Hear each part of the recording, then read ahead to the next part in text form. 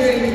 Of course, Yusana being Yusana, there were many incentives to succeed, with the grand champion receiving not only airfare for 3 days, but an accommodation for El Nido, Palawan.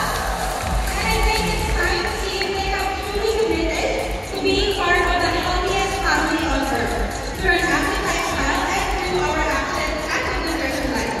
So over 28 days, guys, we're proud to present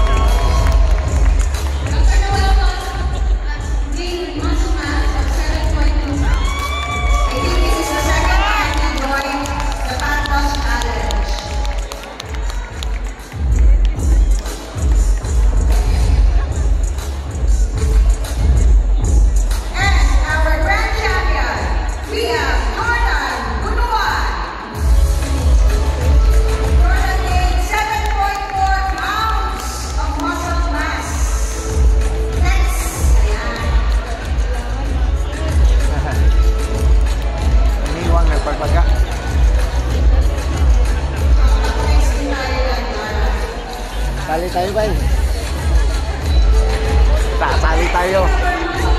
Kainan lang tayo, kainan. Huwag lang inuman.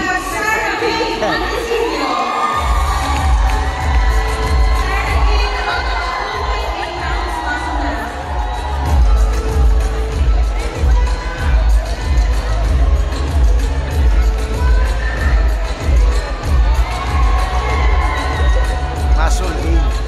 Ang payat na dati.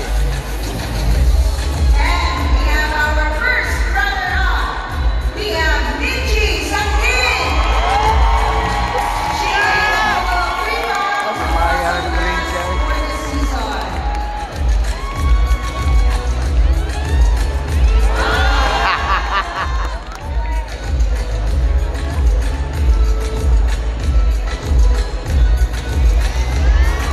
And finally, our grand champion for the Muscle Mass female category, we have Dorothy Grace Penn.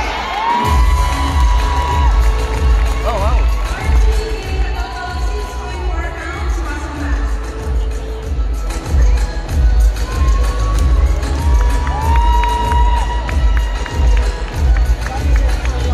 Mas booming siya.